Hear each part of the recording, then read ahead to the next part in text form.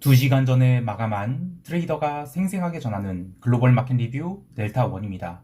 우리 증시는 오전장이 눌림을 오후에 모두 극복했고 해외 시장 또한 변동성을 12포인트대까지 누르면서 상승 마감했습니다. 특히 나스닥이 상승은 시총 1등부터 7등까지, 즉 매그니피션트 세븐들을 죄다 마이너스로 보내는 상황에서도 올라왔다는 것이 특징이죠. 시장 어떻게 보고 있는지 대응 전략과 함께 이야기해봅니다. 먼저 아시아 세션 갑니다. 우리 증시는 선물 옵션 동시 만기주에 들어서면서 12월 물 선물을 2024년 3월 선물로 롤오버하려는 흐름이 하루 종일 나타났습니다. 그러나 단순 롤오버가 나타났다는 것은 대충 봐도 알 수 있는 것이죠. 그 이면을 볼 수 있어야 되는데요. 롤오버가 본격적으로 시작된 것은 오전 10시 30분 이후였어요. 이때 선물이 근월 차월 스프레드는 조심스럽게 눌리기 시작합니다. 그러니까 롤오버 진행 상황만 놓고 보면 매도 롤오버가 진행됐다라고 할 수 있죠. 하지만 선물이 미결 동향을 보면 더 놀라운 것을 발견할 수 있는데요. 근월물이 선물 미결 감소량과 차근월물이 미결 증가량을 비교해보면 오늘 하루는 선물 매수세가 훨씬 강하게 들어온 날이라고 할 수 있어요. 특히 오후에 매수세가 굉장히 강하게 들어왔는데 선물이 순매수량을 계산하면 약 한 4,000계약 정도의 선물 매수가 들어온 거예요. 그러면 아니 무슨 4,000계약 매수 갖고 뭘 호들갑이냐, 이걸로 뭘 올라 라고 할 수 있겠지만 매수가 들어온 선물 베이시스를 계산하면 이건 장난이 아니구나 할 수 있어요. 이게 향후 시장이 연말까지는 쉽게 빠지지 않을 것이라는 근거가 되기도 하는데요. 2024년 3월물 선물은 이미 선물이 시장 평균 베이시스가 이론 베이시스를 50bp 이상 상회하고 있어요. 덕분에 오늘도 프로그램 차익 매수가 1200억 가까이 들어왔는데 12월 들어서 프로그램 차익 매수가 하루에 1000억 이상 들어오는 날이 지금 자주 나타나고 있거든요. 올해 내내 하루에 차익 매수가 이렇게 대량으로 들어온 적이 자주 있었나 싶을 정도로 베이시스가 구조적 강세 전환을 하고 있다는 생각이 들어요. 옵션 시장도 마찬가지 흐름을 보였는데요. 콜옵션 335가 드디어 평균 발행 단가를 다시 위협하면서 환매가 나타나기 시작했고요.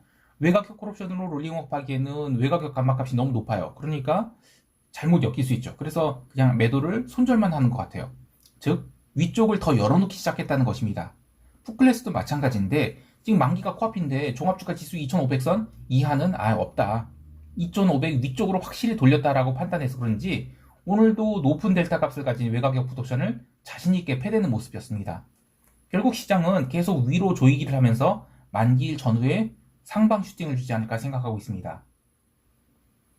개별 종목을 보면 외국인들은 계속해서 삼성전자 매수 키워가고 있어요. 이따가 미국 세션 이야기할 때 구체적으로 말하겠지만 AI 내러티브가 엔비디아에서 분산 과정을 거치고 있는 것이지 소멸되는 게 아닌 것 같아요. 분산 과정에서는 삼성전자 주가도 수혜를 볼 것 같습니다. 덕분에 우리 시장은 하방 경직을 보일 수 있는 것이죠. 아쉬운 것은 외국인이 이렇게 삼성전자 당기고 있는 상황에서 빠떼로 아저씨한테 넘어가서 2차전지에 물려서 꼼짝 못하고 있는 개인 투자자들을 보면 좀 안타깝습니다. 어떻게 이렇게 철저하게 한쪽 코너로 몰았나 싶어요. 한편 V코스피 지수는 14포인트대에서 움직이고 있지만 글로벌 증시가 어제 또 변동성 레벨 다운을 했죠. 그래서 조금 더 변동성 레벨 다운이 나올 수 있을 것 같아요. 어제 해외 시장 보신 분들은 암 걸리지 싶을 정도로 시장이 굉장히 조용한 흐름을 보였는데 역사적 수준에서의 저변동성을 보이고 있어요. 심지어 내일부터 사흘간 중요한 지표가 연속해서 기다리고 있음에도 불구하고 변동성이 이렇게 눌려 있다는 것은 다 모르겠고 시장 문제없다 이렇게 보는 것 같아요. 즉 우리 증시는 상대 강도가 다를 수 있어도 글로벌 증시를 어느 정도 따라가는 그런 강세 국면이 이어질 수 있다라고 보는데요. 진짜 강세는 이번 만기보다 만기 이후가 되지 않을까 생각합니다. 이제 유럽 세션 넘어갈게요.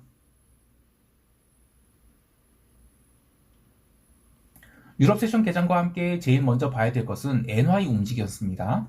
지난주 금요일 엔화가 아시아 세션에서 움직임이 나오면서 이거 약간 시장이 흥분한데 라는 생각을 했었죠. 보통 아시아에서는 잘 안 움직이고 유럽 세션과 미국 세션에서 엔화가 잘 움직이거든요. 그런데 아시아부터 움직인 것은 조금 오버다 싶었어요. 결국 금요일 야간 세션에서 엔화가 저가로 처박혔죠. 그에 더해서 월요일에 그 아시아 세션에서 BOJ가 갑작스러운 엔화 감세에 대해서 좀 불편한 심기를 비췄죠. 이게 또 구두 개입으로 받아들여지면서 유럽 세션 개장과 함께 엔화가 급락을 해버리고 말았습니다. 순식간에 다시 145엔 레벨로 내려가 버렸는데 이렇게 되면 엔화 강세 끝인가 라고 할 수 있지만 지난주 목요일 엔화가 141엔 급등을 보여준 근본적인 이유가 통화 옵션 만기에 따른 손절매라는 것을 감안하면 차월물 콜옵션의 고평가는 그대로 남아있죠. 그래서 오늘 NY 눌림은 그냥 자연스러운 것이었다라고 할 수 있겠습니다. 그리고 증시를 포함해 위험 자산들이 계속 강세를 보이고 있는 상황에서 최근 이 엔화 급등으로 유로엔이 152엔대까지 밀렸어요. 일주일 전까지만 해도 162엔 근방에서 거래되고 있었죠. 그거 감안하면 자연스러운 반발 매수가 들어올 수 있는 상황이었습니다. 하지만 엔화를 제외하고는 나머지 통화들은 아주 조용한 흐름을 보였어요. 아무래도 오늘 무게 있는 경제지표 발표가 없었던 것도 이유가 되겠는데 유럽 증시도 그냥 강보합 수준으로 마감하면서 변동성을 13포인트대로 밀어버렸습니다. 통화시장이나 증시나 조용한 흐름들이 이어졌지만 채권시장과 상품시장은 조금 다른 움직임을 보여줬죠. 특히 유로존 채권은 지난 주말이 자연스러운 눌림 이후 추가 눌림이 나타나지 않았는데 미국 국채는 10년물 위주로 제법 의미 있는 눌림이 나타나면서 시장 참여자들을 좀 고민에 빠뜨렸어요. 어제 미국은 3개월과 6개월, 3년물 등 단기 국채 입찰도 있었고 10년물 장기 국채 입찰도 있으면서 하루에 무려 2,300억 달러를 채권시장에서 소화했어야 되죠. 처음에 이제는 새벽 1시 30분에 3년물 국채 입찰이 있었는데 이게 응찰률이 기대에 못 미치면서 그러지 않아도 눌려있던 채권시장을 피곤하게 만들었어요. 이어서 새벽 3시 10년 국채 입찰 동안 고만고만한 수준에서 낙찰되는데 시장은 오히려 오늘 이 채권 공급은 이제 끝, 공급 다 소화해야 됐다 이렇게 해석하면서 그때부터 채권시장이 스트레이트로 반등해서 긴 아래꼬리를 달고 올라오게 됩니다. 여하튼 어제 채권시장은 이 경제지표에 의한 흐름이 아니라 철저히 수급에 의한 눌림과 반등이 나온 하루였다 이렇게 볼 수 있겠어요.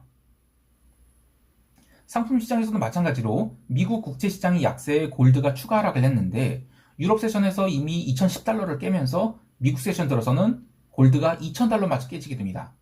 하지만 새벽 3시 30분 채권시장이 의미 있는 반등을 시작하는 것이 확인되자 골드도 다시 2000달러를 회복해서 마감하게 됐는데요. 이 또한 수급에 의해 눌렸다가 올라온 흐름이었지 경제지표나 매크로 이벤트와는 관계가 없는 흐름이었습니다. 이제 미국 세션 넘어갈게요.